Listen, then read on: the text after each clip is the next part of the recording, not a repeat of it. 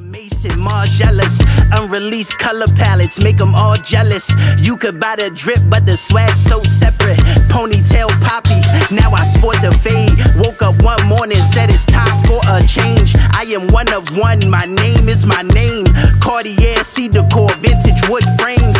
Everything clear when you living in the air. In the pilot on call, press a button and you there. Or your car got a roof, press a button, disappear. On the coupe, like poof, everything I do is rare, but I swear, if you could walk a mile in my shoes, you would stop it. If you could pull the bitches that I pull, you be solid.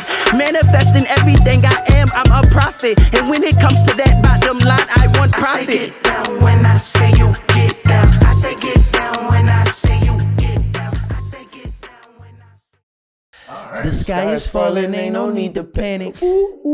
I got a stick and want your automatic.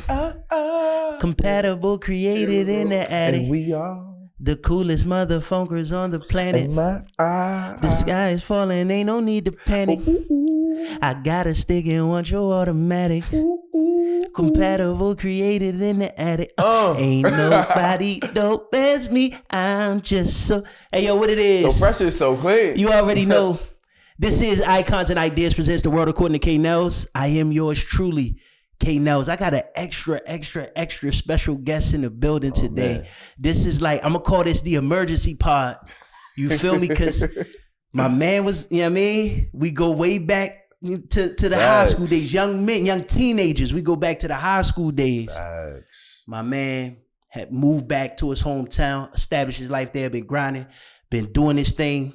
A fellow creative like myself, and he happened to get booked back down here in Atlanta. And I was like, yo, I wasn't even in town. I was coming back in town. I text him while I'm on my way back in town. I said, bro, when you leave. It hit me last night. Like, yo, when you leave, listen. I was like, all right, I got you, bro. I need that. But nah, it's very important. As always, y'all know I'm gonna highlight my people first and foremost, but I'm gonna highlight dope talent because I believe in collective work and responsibility. I believe in cooperative economics. And in order for me to say I believe it, my actions got to show. So I just wanted to spotlight the homie, poet, thought leader, like the expression, creative expression. It's like the most important thing in the world. And so he does it at an extremely high level, and I just wanted to give him his flowers, and then use the platform that I have, the small little platform that I have, to shine light. And you know what I mean? Yo, so without any further ado, this is the homie, Hattress, poet, speaker, a multi-hyphenated father, you know what I mean? All of that good stuff, you know what I mean? All of those things, you know what I mean? Welcome, man. Welcome. Yo, thank you for having me, bro. For sure. This is wild. Like, I'm just like, yo, this my bro. So it's like, I'm super proud of you. And that intro is like, I can't get another intro from nobody else. Man, for sure. Thank you, man. For sure. Nah, that's how we got to do it. So first and foremost, I definitely want to, we're going to still get into the topics. For those people that's familiar with the format, y'all know how I get down. It is called The World According to Nellz for a reason. So I usually give my perspective on current events, topics, etc. But before we get into that, I just want to take a time and just, talk with you a little bit, chop it up with you. It's been a minute. It's really been, we've been. Should we say the number? No, we won't say the number. Say the number. I was thinking in my head like, damn. We won't say the number. We just gonna say it's been a very long time. You know what I mean? Yo. But so first and foremost, I guess the first question I'm gonna ask you is how you been? Bro, I'm blessed, man. Yeah. I can't complain at all. Like, just this transition of like, working, parenthood. Yeah. Being in a relationship and shit. Like, I'm about to get married, bro. Yeah. Like, this is wild right now. So I'm just like, everything is happening at one time. But I'm just blessed to be here, blessed to tap in with you. I see what you do. You a legend. You talking about me. I see you on stages with the GOATs, with the legends, killing them. I'm like, yo, that's crazy. Every time I see it, it's just inspiring, bro. So it's like, that motivates me and just keeps me going every day, bro. And we're gonna keep it going. We're gonna keep it rocking and rolling. That's a fact. So outside of that, first and foremost, tell us what got you started in the poetry? And poetry, bro? Yeah. I'm gonna keep it a stack with y'all. I hate poetry. Keep it a stack. Y'all listen to his poetry first, right? Because I want y'all to hope we believe in accountability. I hate that shit. We believe in accountability. So listen to his poem. Let me stop playing. And then tell him that he's not allowed to say that. I'm gonna stop playing. I think what got me into poetry is this expression, bro. I feel like your voice is a vehicle, and it's a gift to use it. And I want to inspire the youth to use their voice, bro. Yeah. And I feel like we all do that, especially as black men, bro. Absolutely. Like, that shit came from the hood. It came from us being outside, chopping it, shooting the shits, like doing what we do. So it's like, it's part of what I have to do. It's my duty, bro. And I'm just doing it. For sure. I'm just trying to do it. You feel me? And really within our culture is like one of the oldest pastimes.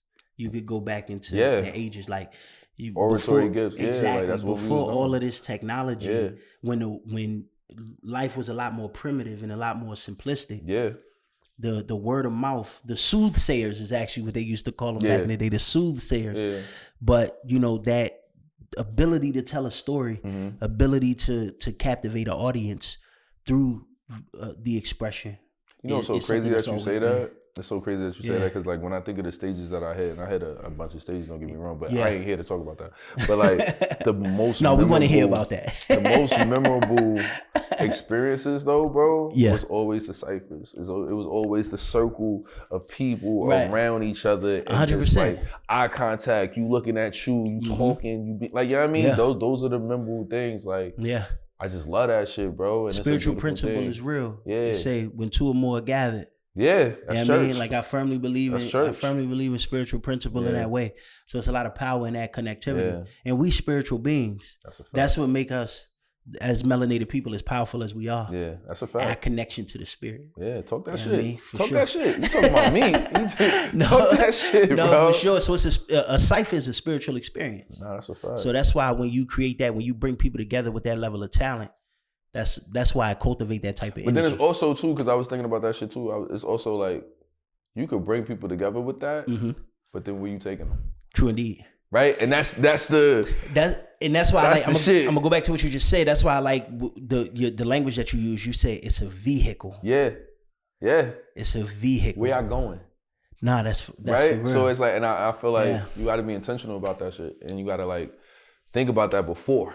Yeah. And you know, like pick your side. Where you land is where you land, but like, you got to know where you want niggas to go. Absolutely. Like, you know what I mean? Yeah, no, for sure. So you just recently had a clip that kind of went viral. Yeah, crazy. It kind of took off crazy. In the organic is what like when it's organic, it's like crazy. Yeah, you know what I mean? I ain't never seen no shit like that before in my life, bro. Yeah. I've been doing this shit damn near 10 years, and I was like, wow, like.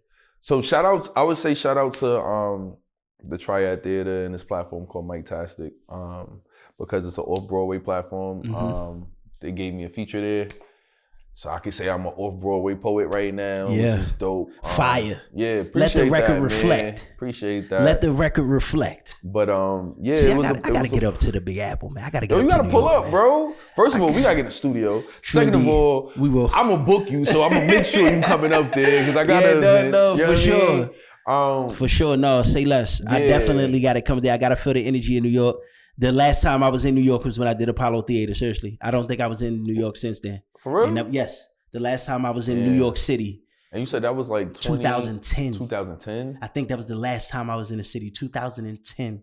That's before I met you too. No. We go back to 2000. I'm bugging. We said we weren't gonna say the year. Graduated. All right, yeah, that's when you met me. That's when you met me, yo. That's when you met me. We gonna keep it G14 classified. My fault. That's neither here nor there. We gonna keep it G14 classified. I was around. You sure? Yeah, I mean, just carry the 9. You know what I mean? You know how it goes. It was wild. You know what I mean? It was a wild time. But yeah, like the shit went viral. For whatever viral means, right? Because I don't even like whatever. Right. You know what I mean? It is a dope experience to see the impact of something positive on people. Just people reaching out, talking about like, yo, like this post gives me faith in like relationships or like black men and shit like that. So like I'm just blessed and honored to have a viral moment that is a positive one. Correct. And not like a negative one. So that's real. That's my shit. So. That's real. So with that, obviously, and I know I can appreciate your humility. Let me put it in that context.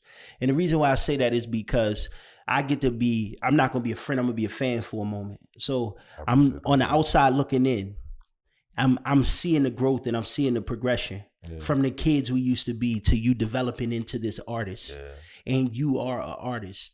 And the impact when you're able, nothing is more gratifying for an artist than that feeling of being reassured by how people respond to your art. Yo. Yeah, I mean? That shit is different, bro. It's different. It's different. Especially when you worked so hard.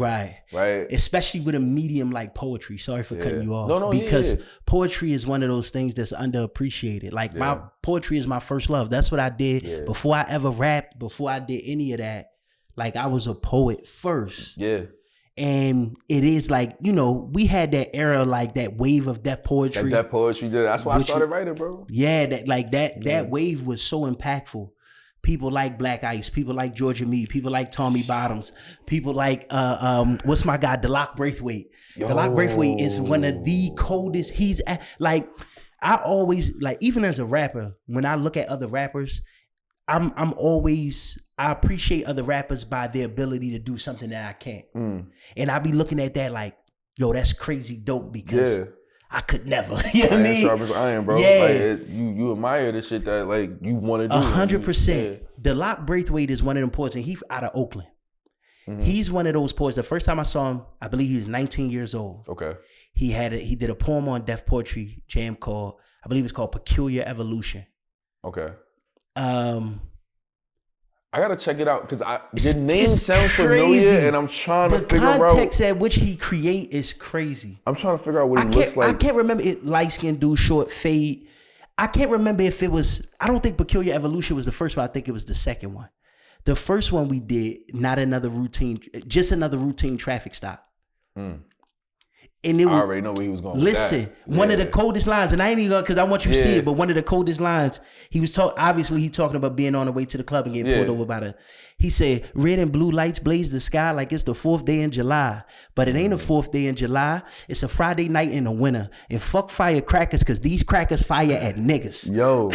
I said, that's holy. Real. That's real. That's real, bro. Shut that joint down. That's dope. Crazy. And that was on Deaf Poetry? That was on Deaf Poetry. So that era, that wave of poets, and it's so many, you know what I mean, that I didn't name. Forgive me. It's nothing personal. Forgive me for anybody I didn't name, but it's so many great poets. But that time cultivated a certain energy. And I really think it's important that we kind of create that renaissance again. But you know what's a beautiful thing? I'm sorry, not to diminish. It's a lot of great poets out there now. No, whether it's button poetry, whatever. It's so many. So I don't want to sound disingenuous. But I think what you're saying is true, bro. Yeah. Because like that era sparked this. Yeah. Right? So it's like, it's so crazy how it's full circle, bro. Like you brought up the legendary Black Ice, right? Literally, my first poem that I wrote was after hearing him. Yeah. Like watching him, hearing him, absolutely. I was like, yo, you could do this? You could go on stage and sound like this? Hands down, Black Ice is one of my favorite poets. And I was just like, yo, so I always give him credit. Like, and even now, I got his number, I can hit him up. Like, yo, bro, every time I talk to him, I'm letting him know, like, yo, bro, you're the reason for all, 100%. Like a bunch of us, bro. Yo, I did a rendition of one of his poems that he performed on Deaf Poetry Jam, posted it on TikTok and IG. Yeah. And he, commented on it like, yo, this love. And like, he sent me a message, and I'm going to try to find, I should have screenshotted it. Yo, bro, I tap in with him, yo, bro. He sent y'all a message. Yeah, he sent a message. I'm going to make that happen. I'm No, like, Black yo, you Ice gotta pull up on us. The way I know Black Ice catalog like I know Naj. like I know mine.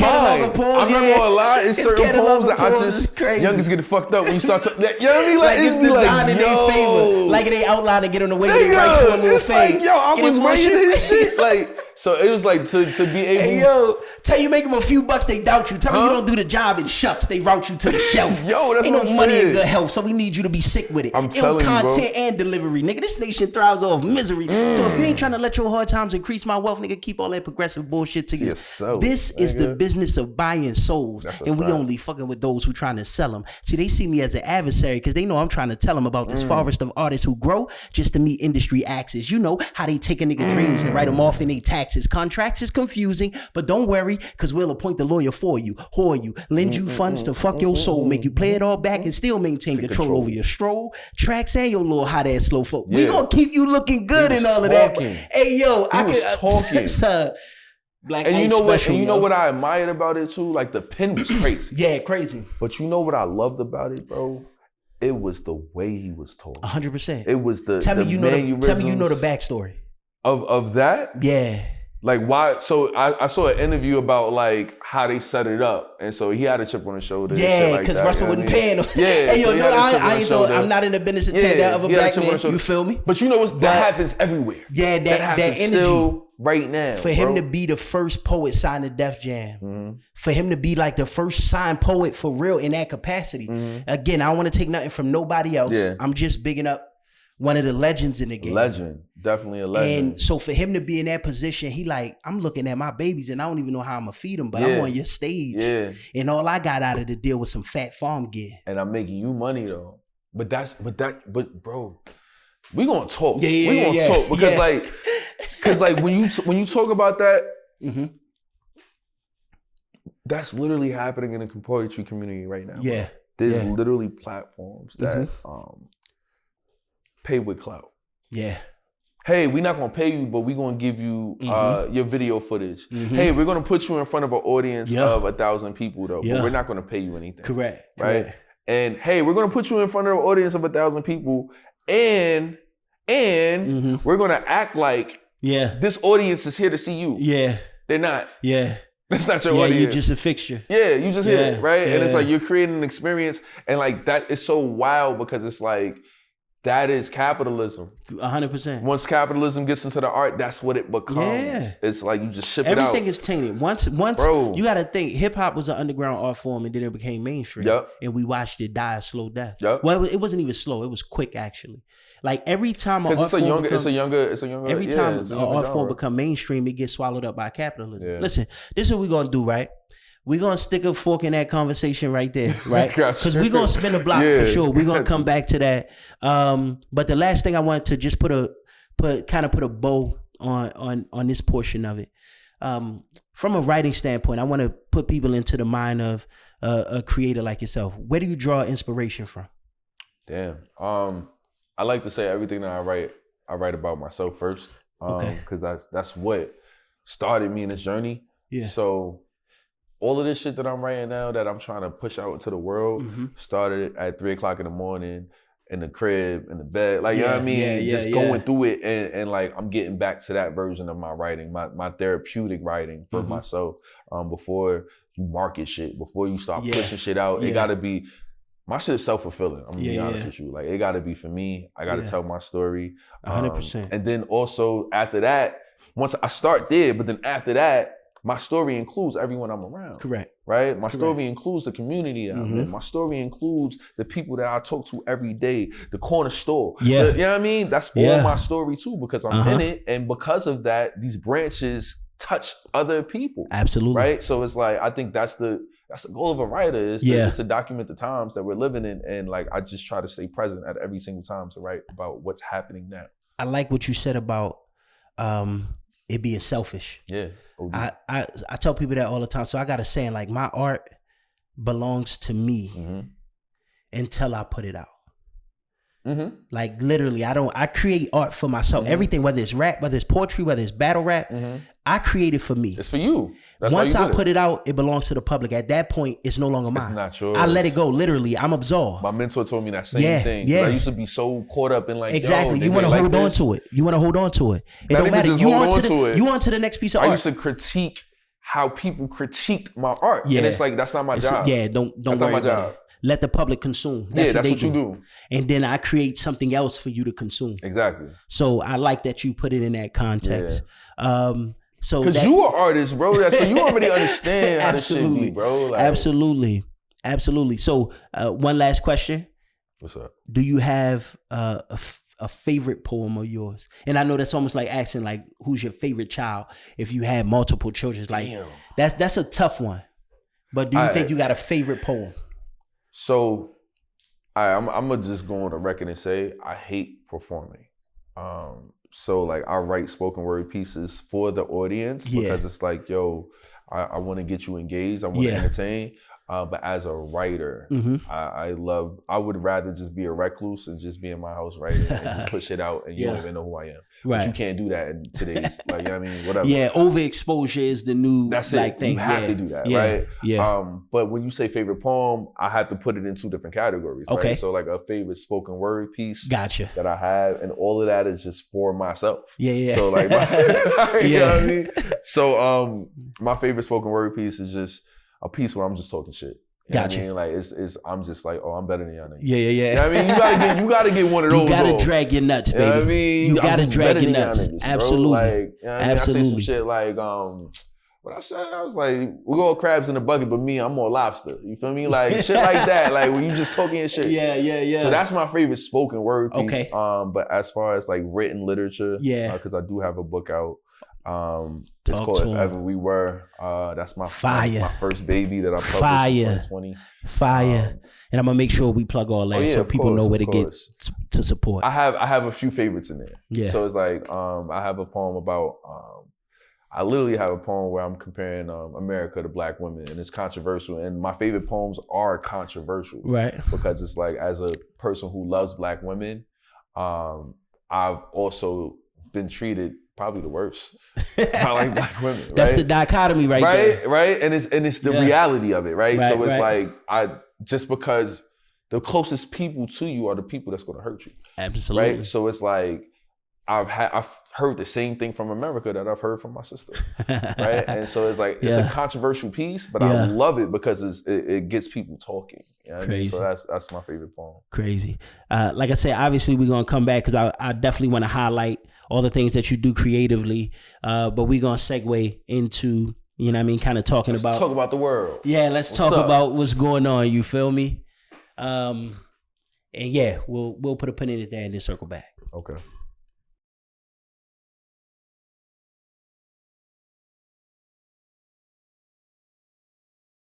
Listen, y'all already know who it is, man. This is The World According to K. Nellz, is yours truly. I still got the homie Hattress with me. Yo. And we keeping it funky how we do. So one thing that you said that I really want to expound on, and we're going to kind of segue into our first topic. You said sometimes you just feel like you got to talk your shit. You got to talk your shit, bro. And you say, you know what I mean? We all crabs in a barrel. I'm more like a lobster. You know the interesting thing about our lived experience as black men? What? We can't be unapologetically confident in spaces, especially predominantly white spaces. I know where you're going with this. Without making people feel a certain way. And sometimes even our own. That's the worst. Each other. That's the worst. It's like, oh, he too cocky. Nobody experiencing that now like the homie Shedeur Sanders. That shit crazy. Crazy. Shit is crazy. Crazy. Now, and I'm going to go on record and say I'm not even a football enthusiast, right? Yeah. But I'm like, I've seen homie clips and I'm like, yeah, I ain't pick them up. Right. That's weird. Right. What's that about? Yeah. You know what I mean? Yeah. What is that about? What do you think that's about, bro? It's funny because I've had this conversation several ways with people, like with all different types of people. And what I mean by that is this. Like, you remember Mr. Weaver? Yeah. Me and Weave on social media, so we be on Facebook going back and forth all the time. Salute to Mr. Weaver, one of Stevenson High School's greatest. Word. But you know, he got a different perspective because he played ball at a high level. Okay. He played college football. He won a national championship. Yeah. He, you know what I mean? Like he been in those shoes. Like he been preparing for a combine and all of that. Got you. And so his take is, it's a little bit more nuanced because he have a lived experience that allow him to talk about it in a way that somebody like me don't. I don't have the lived experience of making it to that level in that. But this is what I share with people. Like my lived experience, I've been in performing at high levels in predominantly white spaces, and I know what come with that. Whether it's corporate America or whether it's you talking about football.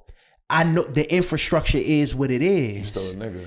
100%. And they never, and everybody, like even you got black people saying like, don't make this about race.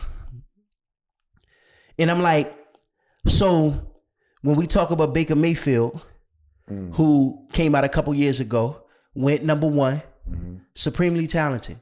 I don't want to take anything away from his talent. His character was questionable coming out of college. Very braggadocious, very brash in your face. Brush-ins with the law, disorderly conduct, drunken in public and all of that. But it's okay. Because it's just a college kid. Yeah. He's a college kid. That's what college kids do. It's okay. You know what I mean? Yeah. Johnny Manziel, a.k.a. Johnny Football. Again, not taking nothing away from his supremely talented, right? A kid. A kid, though. Yeah. So when he lying about everything, he got a whole documentary on Netflix about his hedonism. You know what I mean? when he was in college. Son lived like he lived a rock star college life. Very few athletes have a lived experience on a college level like Johnny Manziel. He went 1 overall. And even with questions about his character and all of that, he was still taking number 1 overall. So you can't say it's about anything else in that context. People say you can criticize the tape. You could look at the tape. You could look at Shedeur tape and pick apart his tape and say, well, maybe he hold the ball a little bit too long. He need to be more decisive. I saw a clip about that too. Yeah. It was like, yo, there's mad quarterbacks that went number 1 that do the same thing he does. That has the little tick. That has so it's just like, what? But what do you say to the people who are like, it's his father and not him? Because listen, black nepotism is a new space. Yo, I love it. Yeah, I mean, I'm here for it. It's a new space, but this is what people. I always say content needs context. Okay. People really don't want to talk about the historical context of it. So let's just talk about, I'm going to set this stage by just talking about black wealth specifically. Black people has only been able to accumulate wealth in this country for the last 50 to 60 years. Correct. Like you had your outliers, don't get me wrong. As a majority. Correct. Access to being exactly. able to, and even that. And the main vehicle for that has been what? Entertainment. Yes. Because even sports is entertainment. Yes. Acting, Hollywood, entertainment, music, entertainment. So entertainment has been a vessel that has been able to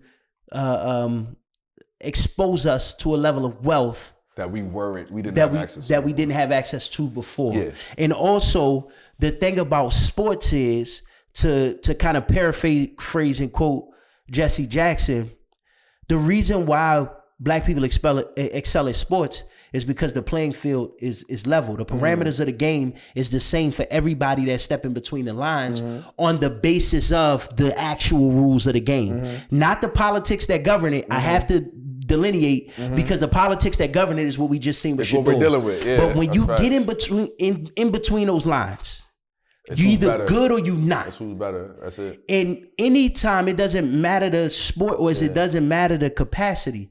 Anytime the playing field is level for black people, we excel. That's very true. It doesn't matter what it is.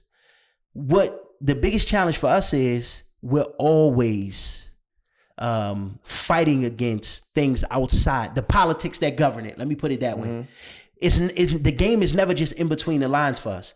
So for people that try to relegate the Shedeur argument to, well, if you look just in between the lines, like, okay, let's look in between the lines. But then let's juxtapose that to the politics that's governing it. And the reality is, between him and his father, they felt like, and by they, I mean sports media, the NFL, and everybody else. The owners, all that shit. They felt like, from the whispers that started coming out from the rumors, when Dion say things like, oh, it's a couple teams that he not going to. I'm not letting him go to. Like, who this nigga think he is? Yeah. Why you think you got power? That's the response. Now, I will say this, though. I got to put a little caveat in there. I love, especially in the competitive arena, I love being braggadocious. I love, like, that's the whole point. I'm an extreme competitor when I get into those spaces. That's the whole point of sports. But I also accept everything that comes with that level of braggadocio. And so I know people are not going to naturally be receptive to my confidence. I have to wear that. So Shedeur, Dion, y'all got to wear that. You can't, again, if you pray for the rain, you got to take the mud. So my thing, I hear what you're saying as far as wearing that, but at a certain point in time, the culture has to change. For instance, I compare the Deion Sanders shit to the LeVar Ball shit. Yeah. The nigga was right. Yeah. The nigga was right. For sure. When we gonna give that man his flowers? Sure. The nigga was right. For sure. So I think this is gonna be proven the same way, bro. And it's like, it's gonna take 3 years, 4 years. Yeah. Like niggas will look back like, yo. Well, listen, I think right. I got two different perspectives on it. Like initially I was like, they going blackball. They setting him up to fail. So they could say he's a problematic, he's a cancer, and they could pass him to the wayside. That's one end. Now that's speculative. I think the family is too big for it. And not only the family, this is why that perspective changed. The teammates in the locker room. I'm looking at veterans on the Cleveland Browns roster that has posted stuff already. Like negative in about support him? of. Oh, in support of him? In support of. Okay. He already got the locker room. Yeah, he chilling. They gonna be chilling. Salute to Joe Flacco, because Joe Flacco, one of the quarterbacks, man, he used to play for the Baltimore Ravens. Salute to my Ravens. Yeah, I mean, got a Super Bowl with us. Shout him out. Even though I hate the Browns because they're in the same division. But just be objectively speaking here. He's going to be able to learn a lot from somebody like Flacco. Flacco is probably going to be the starting quarterback day one. Probably.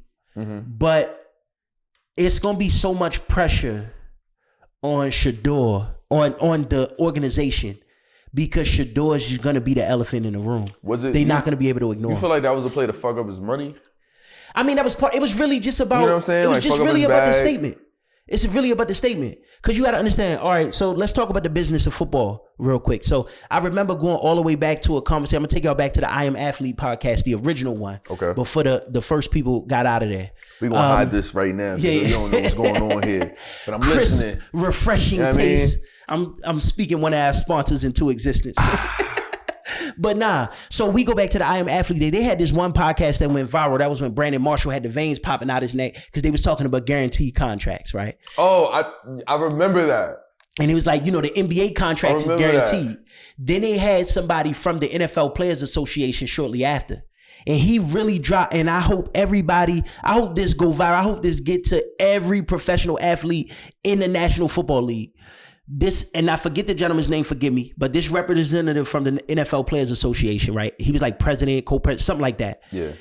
He said, the only thing stopping NFL contracts from being guaranteed like NBA contracts is somebody setting the precedent. That's it. Okay. So now, let's talk about Deshaun Watson. Deshaun Watson set the precedent with the Browns when they gave him a $230 million fully guaranteed contract. That's just, you know how much money that is, bro? Listen, a lot of M's. Now. Shit, me. Now. I need that. They gave Deshaun Watson $230 million guaranteed. We know it's been volatile. It's been a volatile situation with Deshaun Watson for a number of reasons. Okay. But all of that aside, I can speculate that the NFL owners then at that point colluded against Lamar Jackson, because right after Deshaun Watson got his guaranteed money, he reset the market technically by the industry standard. He set the market. So if I'm Deshaun Watson, I got paid $230 million. Now Lamar Jackson is up for contract talks. I'm better statistically at this point, proving MVPs, all of that. You gotta pay me more than that. You set the floor. Deshaun Watson set the floor at 230 M's. The NFL owners, I can speculate that they colluded and conspired to ensure that Deshaun Watson was just an outlier with his Bears situation. I mean, with his Brown situation. And this is how they did it. At a certain point, the negotiations wasn't gaining any ground with the Baltimore Ravens and Lamar Jackson. They criticized, first of all, they started the propaganda. I'm gonna give y'all some game real quick. The media hasn't changed. America fights several wars. The first war that they always fight is the war of public opinion. Yes. And they do that through propaganda. Yes. That's their playbook. That's the corporate playbook. But that's our fault too. True indeed. You know and we're going to circle back to that. Yeah. So hold that thought. So the first thing they did was you started hearing all of the media commentators talk about how he need to get an agent. His mother is his agent. She's the problem. So yeah, you got all of those whispers. Again, those right there, they those come at talks. Your professionality first. Exactly. Then you don't deserve the war of public opinion. Yeah. That's how they start. They did the same thing with Shedeur, and I'm gonna lead into that. Yeah. So they established the war of public opinion first. Then after that, now it becomes he is able to talk to other NFL owners. So it starts with the Ravens. The Ravens have the right of refusal. They couldn't agree to terms at that point. He could go and solicit offers from other owners. Okay. Not a single. This is a 2-time NFL MVP. And nobody picked him up. Forget picked him up. They didn't even give him an offer. The Atlanta Falcons needed a quarterback. They didn't even give him an offer. Only for them to sign a 30-plus-year-old Kirk Cousins for $180 million the very next season. So, to me, again, if it walk like a duck, it's a duck. Quack, nigga. To me, what it looked like from the outside looking in, the NFL owners colluded to ensure that the Brown situation with Deshaun Watson was just an outlier. They don't got to get that money out. And so they don't. So what Lamar ended up negotiating with the Baltimore Ravens was a discount for real. A super discount. I feel like the Ravens did him dirty, and I'm a Ravens fan. $230 million was his total contract. $180 million of that was guaranteed. Now, they like, oh, they football players. Y'all crying. That's a $200 million. That's a lot of money. It's relative, though. It is. I'm not going to take anything away. It is a lot of money. We talking about playing a sport at a high level. But how long are football contracts? It varies. Anywhere, most of the time, like contract? 3 to 5 years. Okay. Like 3 to 5 years. Gotcha.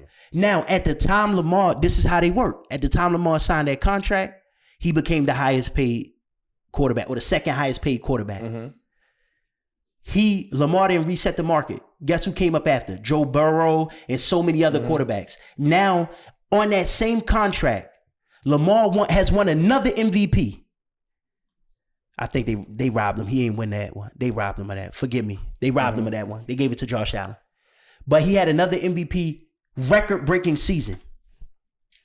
He's if I recall correctly, and fact check me, please feel free to fact check me. He's the 8th highest paid quarterback now. Statistically better than damn near all the 7 ones before, with the exception of Patrick Mahomes. So when you look at it through that lens, that's how I tell you, they conspired. They created the conditions to say we have to make the Brown situation with Deshaun Watson an outlier. The only time that could happen. And that's not the first time that the NFL owners conspired. They conspired against Colin Kaepernick. And that was proven in court, and that's why they had to pay out the settlement to Kaepernick. But that shit happens in every arena. Exactly. Because when you be watching, I'll be watching the Teague joint when he be giving like the insides. Yeah, you talking about Jeff Teague? Yeah, his podcast. Yo, shout out to Jeff Teague. Yo, shout out to him. I be crying. Yo, he be giving the insides of what's happening. Absolutely. And like, yo, they said you only getting this many minutes, you can't score this many points, and it's like, what the fuck? Like, that's the am I here to hoop? Am I here to win? What am I here to do? That's the business. It's crazy. That's the business. So to bring this full circle, we seen him collude with Kaepernick. That was proven for the reasons that they had. Shout out to Kaepernick too. Shout out to Cap. He came to my organization, Brosis, and really put on for the kids. So that's like, what's that's up, a good yo. dude. He really going to work. No, he's standing on business. Salute to him. They colluded against Lamar Jackson. Again, I'm speculating that, but from the evidence that I've seen, they definitely wanted to make sure that Deshaun Watson is outlier. Nobody has got, no NFL player has got a fully guaranteed contract since Deshaun Watson. Yo, they do it to white folks too, though. Yeah, no. They did it to Luka. It's gonna always be collateral damage. It's crazy. I understand. It's crazy, bro. White people in these spaces are always gonna be the collateral damage. So you're gonna see it. Yeah. You're gonna see it. You definitely gonna see it. But when you talk about the level of business, there's a certain tone that's taken with us. And the issue is, historically, we've always had to play small in the presence of white people historically because of racism, Jim Crow, all of that.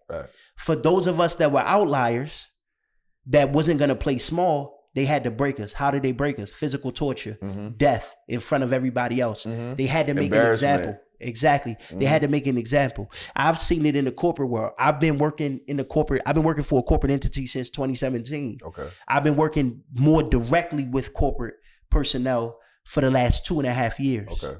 And with that being said, these are the types of things that you see existing in the corporate space.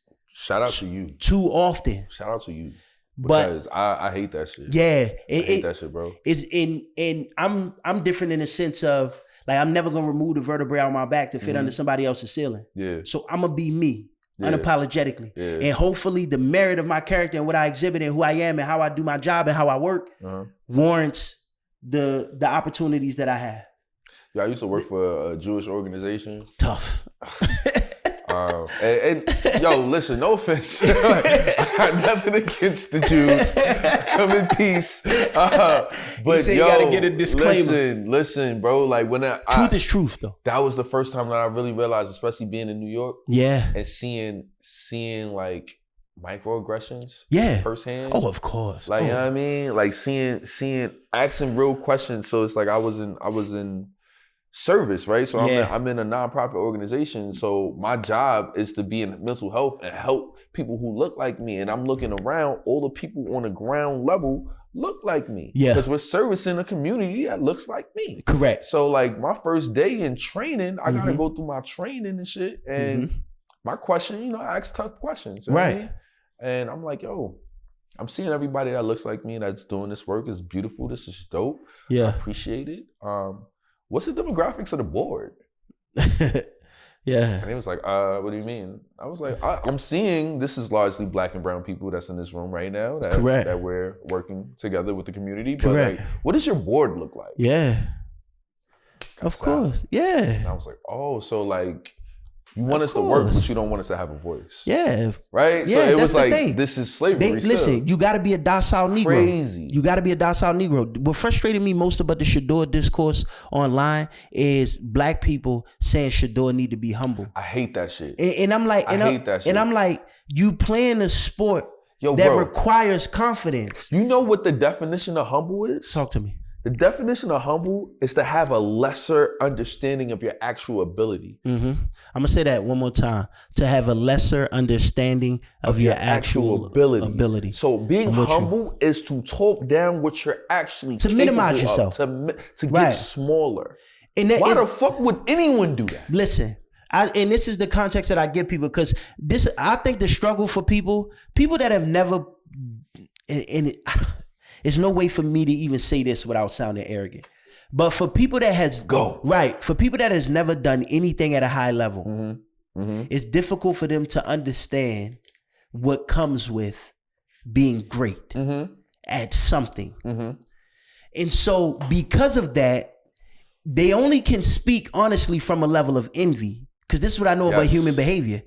If they were in the position to exhibit the greatness that they're criticizing, they would do it. They would do it. They would exhibit it in the same way. But let's not confuse. We're talking about fucking football. Yeah. That's where I have a problem. Like, I don't care if you're humble on the football field. Nigga, I want you to be great. Win. I want you to be great. Yeah, like. That's it. I don't care about any of that. Yo, bro, I feel like that about life. Listen. Like, I don't tell none of my niggas to be humble. Bro, shine. As a rapper, shine. As a rapper, show them niggas why you here. It's a lot of things that you're gonna get from me as a rapper. Humility is not one of them. And it shouldn't be. Because I know I'm great. I know I'm great. Bro. Like, now, we gonna step away from rap. As a man, I lead every aspect of my life with humility as a man. Once I step into rap, I don't have any room for humility in rap. I'm trying to be the greatest rapper alive. Kill y'all niggas. Yeah. When I'm in a battle rap space, I don't have time for humility in a battle rap space. It's competition. When I'm performing poetry, I don't have time for humility when I'm performing. I want to perform at the highest level. I want to be great. Now, when I walk throughout my life as a man, when I'm dealing with my friends, my loved ones, my family, if you see me on the street, what you're gonna get is humility. Everything that I've seen from Shedeur outside of the realm of football has been nothing but humility. Yeah. I can say the same. When he put on that uniform, don't make me go upstairs and get the watch. Yeah, that's real. That's real. And that's okay, because they want to rewrite narratives. They want to paint certain perspectives and create context. It also is too, like, it's not even a white thing too, because like when the Black people were talking about like, yo, be humble.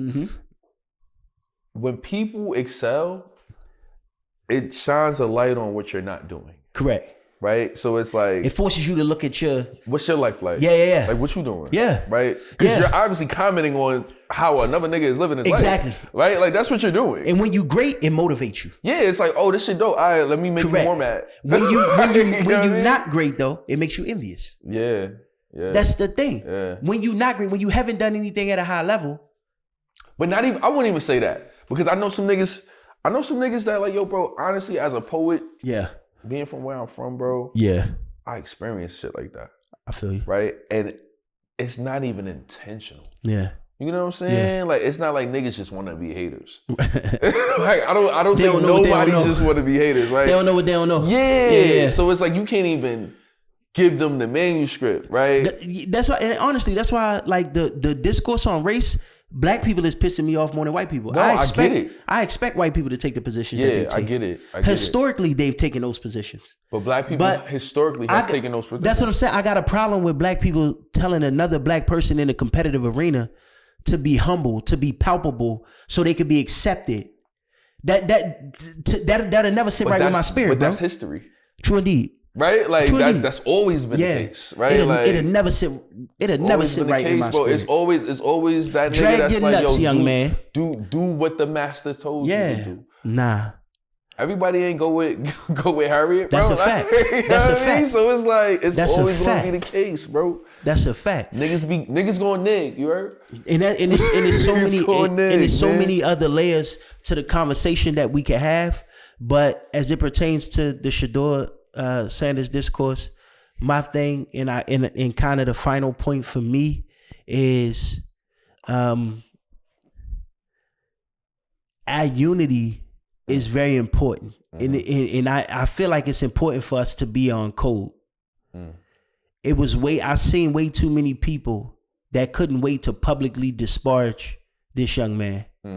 It was so many, and I'm talking about black people in the social media landscape that was excited and happy that he wasn't a top 3 pick. He wasn't a top 5 pick. Niggas be hating, right? And all he did was wake up and play ball and utilize the gifts that God gave him and kept grinding for a dream that he had.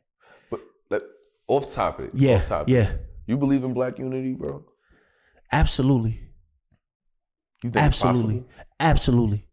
Now, I'm going to preface that with saying this. I am 100% an optimist. 100% an optimist.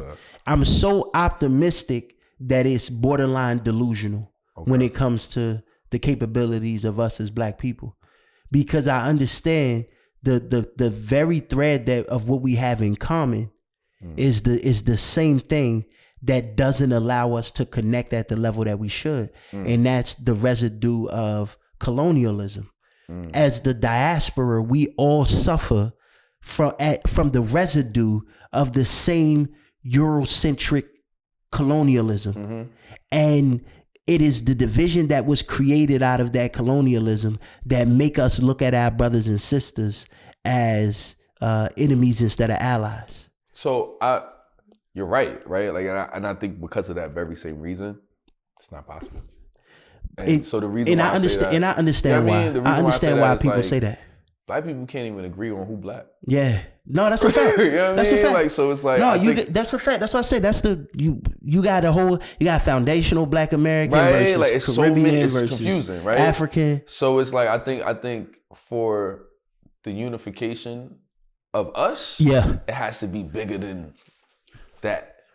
It got to be something else. But that's why, and this is a perfect time for us to segue into just talking a little bit on Burkina Faso and Ibrahim Traore and what he's doing over there. 100%. Because that's the type of unity that he's creating out of that.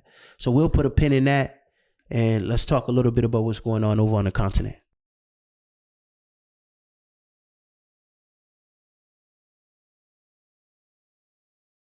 This is The World According to K. Nellz. I am yours truly, K. Nellz. Got the homie Hattress with me. We in the building. You already know. So, like I said, this was the conversation we just had was the perfect segue to lead into talking about Ibrahim Traore, the president of Burkina Faso, to talk about the alliance that Burkina Faso, Mali, and Niger made.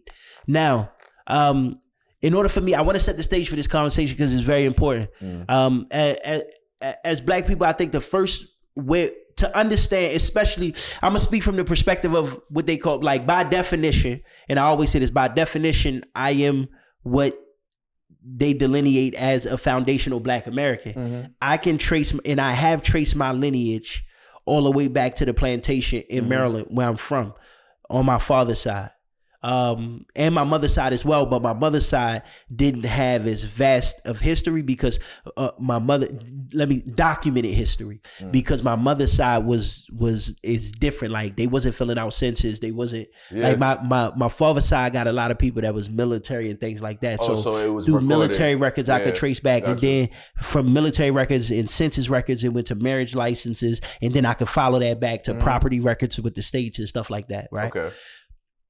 So I share that to say, I encourage everybody that's black in America, and then every black person in the diaspora globally, to understand and research what the Berlin Conference was. So in the late 1800s, they had something called the Berlin Conference, and that was where they literally, the European nations came together and they divided Africa up like a piece of pie for its resources. Take that. Exactly. Take that. I want over here. Exactly. I want over there. So you talk about King Leopold II in Belgium and the genocide and the Holocaust. That was millions and millions and millions of Africans in the Congo slaughtered for the sake of their resources. That's where I really feel like we have to set the stage for this story. So since the Berlin Conference, there has been a heavy European influence and a heavy European presence within the continent of Africa. And because of this, they have been able to utilize their tactics to keep Africa destabilized. So again, I'm gonna give you a little game. This is how they operate. I told you earlier how they fight the war of public opinion. They have to create the enemy first, so they fight the war of public opinion. The second war that they fight is economic wars. So it's amazing how they would call a place like the Republic of Congo a poor nation, and it has all the world's resources. Exactly. If the nation was poor, why are you there? It's amazing how they call black people lazy, but we were slaves. Yeah, we built right the whole exactly. Right. So it's that same context that I expound upon and say this. What they do is they destabilize these African nations so they can ensure that there's poverty. Wherever there's poverty, there's desperation. Wherever there's desperation, there's criminality. And when you have criminality, they can demonize that. And they can say it fits the tropes of what we see in all poor black nations. And they can also be saviors. Correct. Exactly. Then they position themselves as the saviors. Like, look, I'll fix this. I can't remember which African leader it was, but I believe he said something to this effect. And again, fact check me, paraphrase, look it up for me. He said, when the Europeans settled in Africa, we had all the resources, they had all the Bibles. Now we have all the Bibles, they have all the resources. So to even talk about that savior complex, religion is a tool that has been used, of course, just like they use democracy and everything else. But at the core, it's inherently a byproduct of capitalism. In order for one to capitalize, someone has to be capitalized on. And for a long time, they have constantly economically destabilized Africa to be able to rape and pillage its resources and keep the people, the native inhabitants of these African nations, keep them fighting one another and keep them poor so they don't see that the real enemy is the European that colonized them. And so that has been taking place over centuries on the continent of Africa. Now what we have present day, which brings us to the conversation of Burkina Faso and Mali, correct, in Niger, and even it's a lot going on in Ghana right now, and a lot of other African nations. They're understanding the power of cooperative economics and collective working responsibility. These are not new concepts. These are concepts that are inherent to who we are and how we've always conducted interactions with one another for forever. So now the reason why Ibrahim Traore is such a powerful leader is because he's been able to, I'll say, pick up the ball where Gaddafi left off when the Obama administration and the Hillary Clinton regime killed him.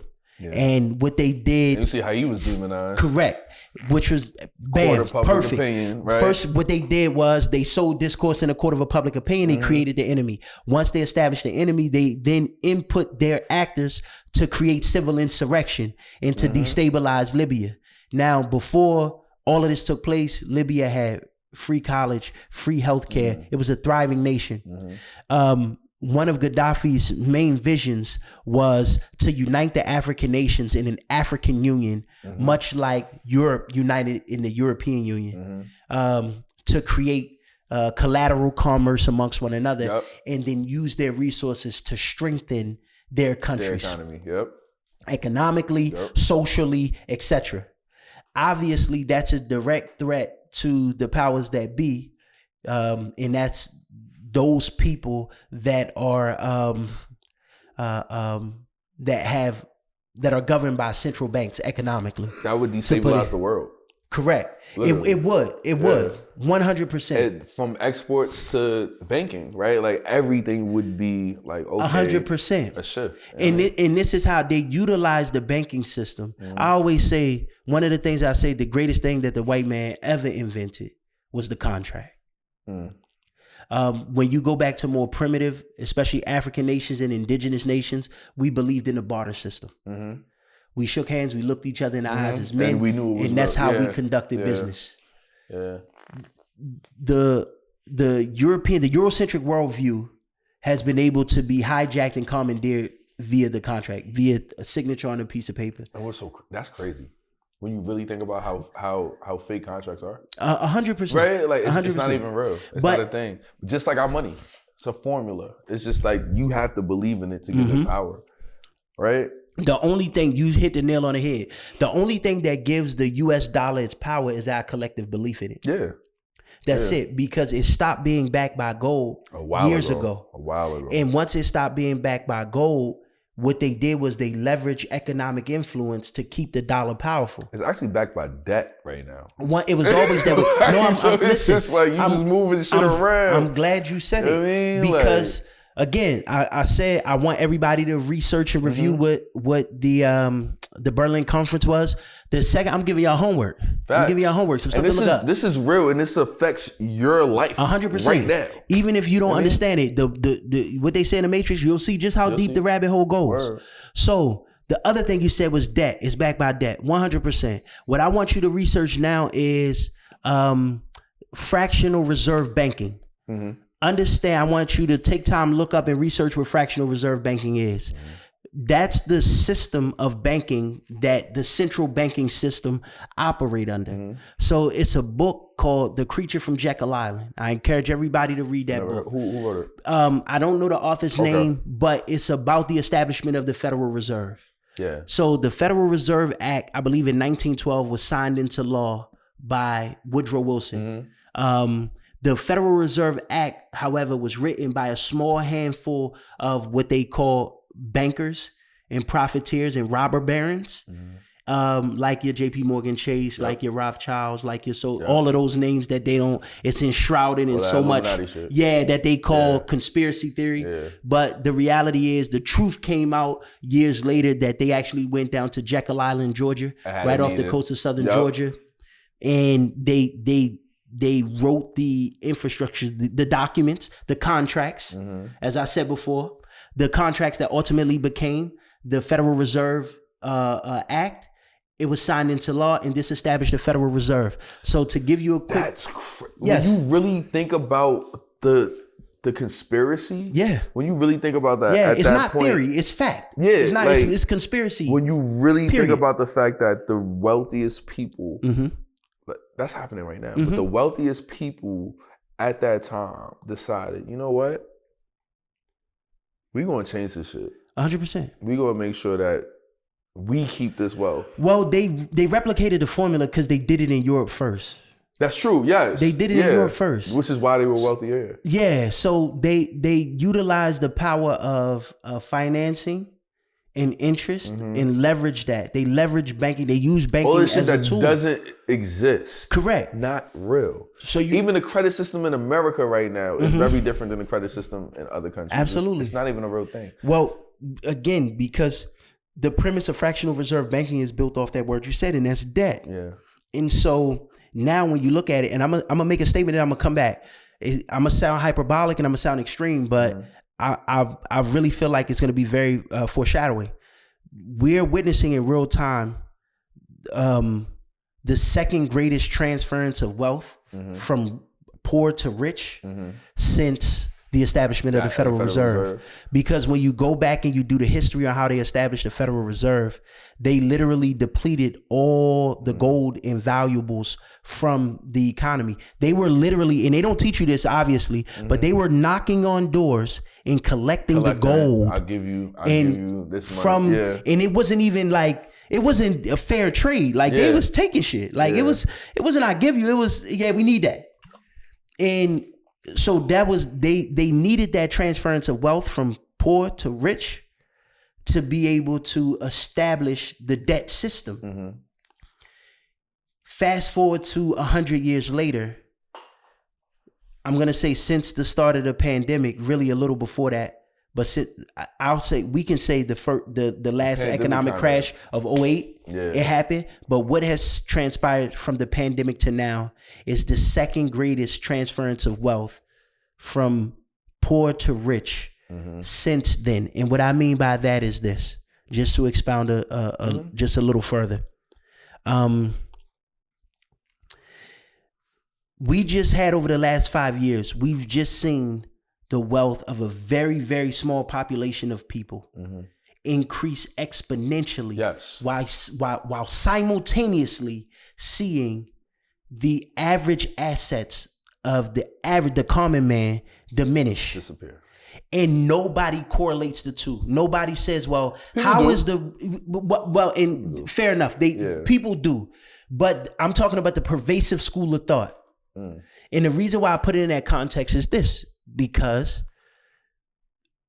the average person in America is the unintended consequence of too much information is misinformation. Yes. And so over the last 5 years, what we've seen is a transformation in how information is disseminated through social media. Which is calculated also. 100%, because they have to fight the war of what first? Public opinion. Look at you. Yeah, talk your shit.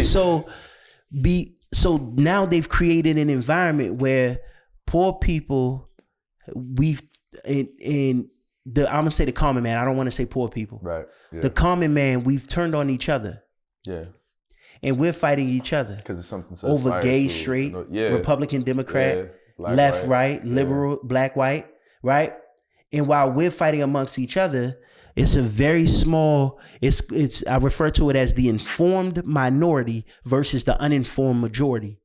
You have a very small informed minority that is manipulating the status quo to ensure that the uninformed majority are fighting amongst each other, so we never see who the real enemy is. That's facts. And with that, we're seeing a transference of wealth where the top rich people are getting it's not the 1% anymore. It's the 0.01%. No, you're right, because you got literally 5 to 10 people that has more wealth than the GDP of developed nations. Yes. And you know what's so crazy?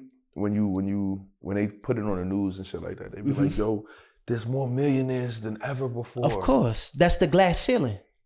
They need to give you something to aspire to. Right? And it's like, no. Lyndon B. Johnson said if you could get the lowest of the lowest white man to feel like he's better than the most esteemed black man, he won't even notice you taking money out of his pocket. Yep. Even a step further, he'll take the money out of his pocket and give it to you. That's a fact. That psychology is not only exclusive to black-white relations, although it is prevalent in the interactions. That psychology also shows its face in everyday economics, because as long as it goes to that uninformed majority that I talk about, we're beefing with one another, and as long as we have one another to beef with, we don't care that our hands is big. We're taking the money out of our pocket and transferring the wealth to them. We are, but I got a unwittingly. I got a question. Yeah. How do you? Because we was talking about this shit earlier. How long you think this shit gonna last? Because like it is on just the cycle of governments, right? Like the cycle of systems, right? Like capitalism wasn't made to last. Correct. Right? Because it's not a sustainable business model. It's not sustainable, right? Yeah. So it's like I feel like we in the crash out season, like low key, because it's like, okay, even the billionaires are trying to do other shit that doesn't make sense. Correct. So it's like, how long is this going to actually work? I really feel like the economics as we know it is being transformed. So that I don't think capitalism in this form is not gonna last. This is the best context that I could provide. I, Robot is one of my favorite movies, right? We're at an inflection point. And I talked about this in a previous podcast episode, but it's a very important part that transpired between Will Smith's character and Dr. Lanning, the character that played Dr. Lanning, with the holographic projector at the end. And he was at the site where all of the shipyard with all of the containers with the old robots in it. And he threw the holographic projector on the ground. He talking to Dr. Lanning. And he asked him again, is there a problem with the 3 laws? Dr. Lanning responded, the 3 laws are perfect. Will Smith's character said, then why would you create a robot that can defy the 3 laws? Dr. Lanning said, the 3 laws will only lead to one logical outcome. He said, what outcome? Dr. Lanning said, revolution. Will Smith said, whose revolution? Dr. Lanning said, that, detective, is the right question. We're at the same inflection point. What we're witnessing and what we're in the middle of is the end of what we know, the status quo as we know, and there is a revolution taking place. The question that have to be asked and answered amongst every individual in America and in this world is, whose revolution is it going to be? Is it going to be a revolution that favors the informed minority? Or is it going to be a revolution that galvanizes the quote unquote uninformed majority to be able to, and we're not talking about anything spectacular, we're talking about just a semblance of normalcy, of being able to take care of the basic necessities, food, clothing, and shelter. That's the part that's so, capitalism is insidious. That's why it's not going to last. It's eating itself. Yeah. So capitalism is imploding. From the inside out, literally. At the moment. So they talk about, in the business world, they refer to it as, bubbles and bursts. Or peaks and valleys. And a bubble create, then that bubble burst, then another bubble create, then that bubble burst. So we've seen that time and time again. And this brings it back to the earlier portion of the conversation where I want to continue about debt. So fractional reserve banking is built upon the idea of debt. So fractional reserve banking says for every dollar that you have in reserve, you can loan up to $10 on every dollar. Money is actually not exchanged. It's created. It's numbers in a computer because it's not backed by anything. So the only thing, again, America makes everybody trades resources with the US dollar. That keep the US dollar strong. Relevant. And now we're seeing countries like BRICS form alliances to challenge American economics on the world stage. Because it's a system built off of debt, that's what makes it so volatile. Because again, greed is insidious. It eats itself. So when you think about, and there's no like protection. Correct. Right. Correct. Because like I feel like in essence, capitalism at the core, like moral capitalism, right? Like with rail guards, and that's oxymoronic. Yeah, capitalism is unfettered. I get what you're saying. Yeah, capitalism is unfettered. There's no rules to capitalism. The only rule is to capitalize. That's it. Yes. So it lends itself to greed. So without the rail guards, it's like that's why we have so much monopolization and the large distribution of wealth, where it's like there's no middle class. Because you know what I mean, like it's just like this. It's just you poor or you have all the money. And more specifically, what capitalism does is it infiltrates the regulatory layer that's supposed to protect the top of capitalism from eating in depleting the bottom. What I mean by that is this: look at the regulatory agencies. Let's talk about the FDA. Right, the Food and Drug Administration. Most of the FDA is made up of corporate personnel that sat in the corporations of the companies that they now are in charge of regulating. It's a direct conflict of interest. But capitalism, capitalism has infiltrated the agencies that's supposed to regulate itself. So now you have the police policing the police. And we know that don't work out. We have historical context to prove that don't work out. So capitalism is unfettered. There is no cap on it. Like the only rule is greed. That's it. And greed is insatiable. Like, yo, bro, I feel like because that's the fact, and you know that is the entry point to dismantling it, right? Correct.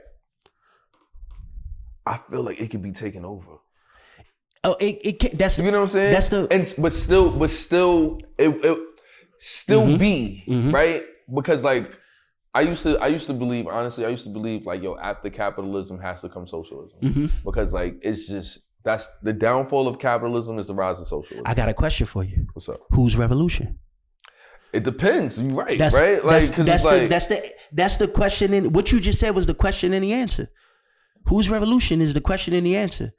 With the fall of capitalism, the knee-jerk reaction is to have some form, some variation of or iteration of socialism. Yeah. But this is even the dangers with that, because in many ways what capitalism is creating now, and this is what our future, our kids have to be aware of, they're creating what I'll refer to as a perpetual state of no ownership.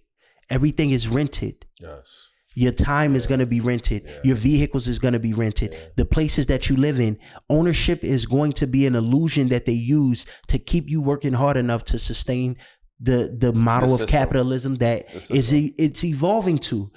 And by many estimations, that's socialism.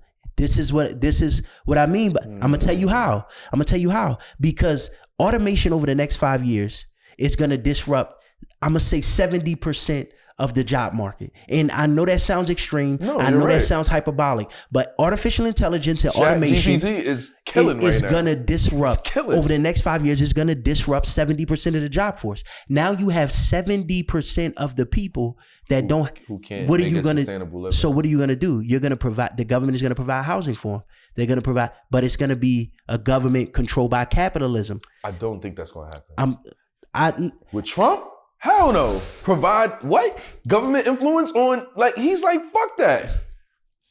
So, which again is a layered conversation, because what he's, so twofold. The first thing I'll say is, as it stands right now, Trump is only in until 2028. As it stands right now, I'm scared, bro. The only reason why, they're gonna make it's a circus. So he'll make attempts to amend the Constitution and galvanize his cult to try and move the needle that way, right? Because he's already have his actors in place. And I'm gonna go back to whose revolution. These people, they already not standing by. Look at these town halls. I'm talking about grassroots. I'm talking about. I feel like the constitutional purists. Yeah, they just not allow that to happen. And so to me, it's a losing battle. It's not a battle. Can he win? Yes. Is it possible? Yes. Is it probable? No. I don't think the probability is there. So you feel like this is his last term? Yeah, absolutely. Okay. If they did some wild shit, I wouldn't be surprised. Nothing surprised me. But he's not going to get another term, barring any unforeseen circumstances. But again, I don't have any expectations. So whatever happens. Yeah, because it goes back to the question: whose revolution? So to even keep the conversation as it pertains to socialism, you got to understand what that dependency is going to look like, even for somebody in a position of Trump. Trump is an egomaniac. He's maniacal. It's about control, and it's about supreme control. And you feel like he would offer that 100%, 100%. But it's going to be you're going to have to pray to Trump. You're going to have to it's going to be is that type of. It's going to be energy, like some North Korea shit. Yeah. So that in his perfect world, he loathed. I'm sorry. Wrong adjective. He envy and aspires for that level of adulation. 100%. 100%. But again, that's why he fuck with them so hard. It's like, I want that over here. But he's foolish though, because again, greed has an insatiable appetite. The more you feed it, the more it wants, and you can never satisfy the appetite of greed. So Rush Hour 2, I quote a lot of movies. Rush Hour 2. When they was opening up the Red Dragon Casino, he told the story. Ricky Tan ran down on my man Stephen Rain in the hotel room. Oh, yeah. Ricky Tan told him, you know why I like that story? Because what's the moral?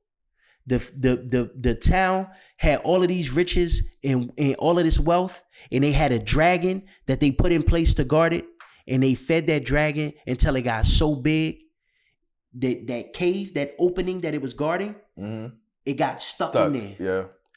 And the moral of the story is greed will imprison us all.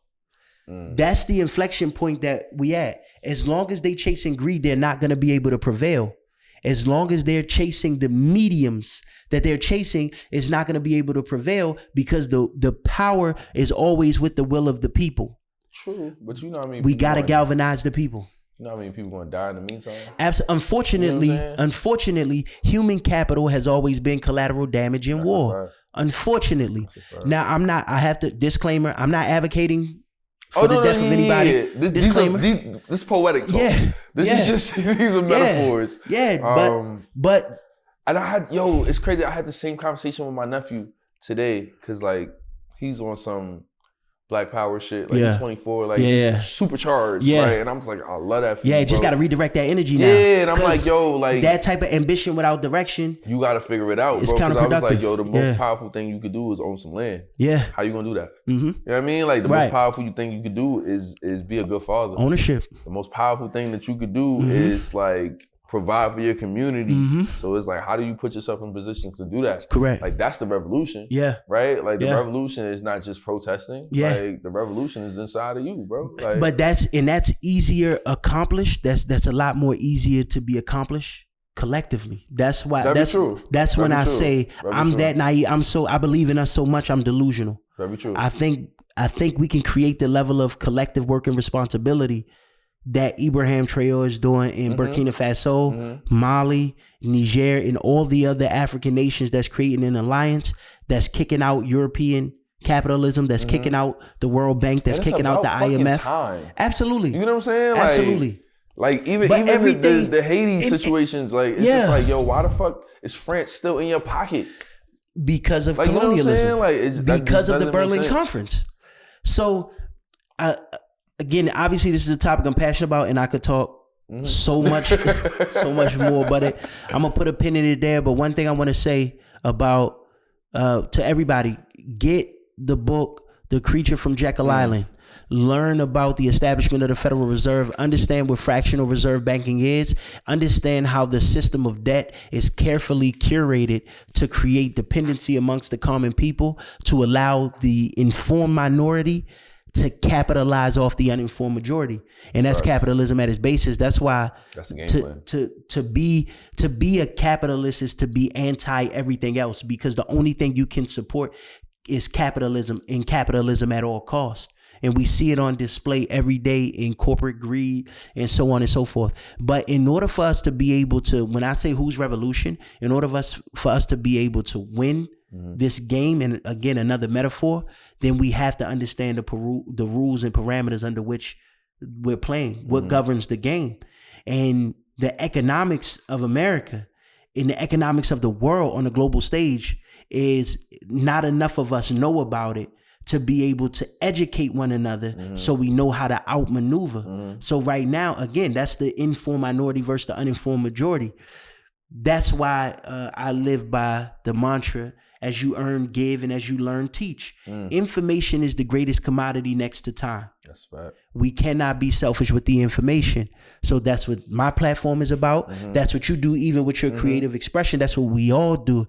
But now we got to sit together and really be strategic in putting this information together to empower one another. Because information without application is useless. Correct. Right. So we need both. We need the information, we need the application, and we need to insulate ourselves and build infrastructure like Ibrahim Traore in Burkina Faso, like Mali, in Niger, and all the other African nations that's coming together to pick up the ball where Gaddafi left off.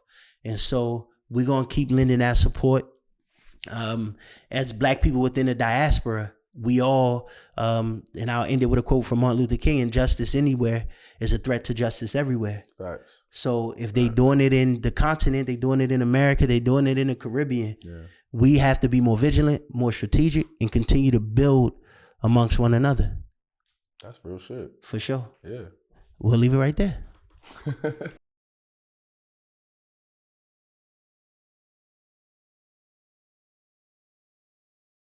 Don't no one hear the sound. Yeah, I want to get this shit over with you because you're a rapper, so you'll appreciate. You'll appreciate. Hey, yo, shout out to part. Frank Ocean, yo. We That's had a fact. You know what I mean? During the break, we went down a whole little Frank Ocean rabbit hole. Salute to the homie Lonnie, bro, aka. Used to date a blonde. Right. You used to hit it raw, cause you were madly involved, hitting stones in glass homes.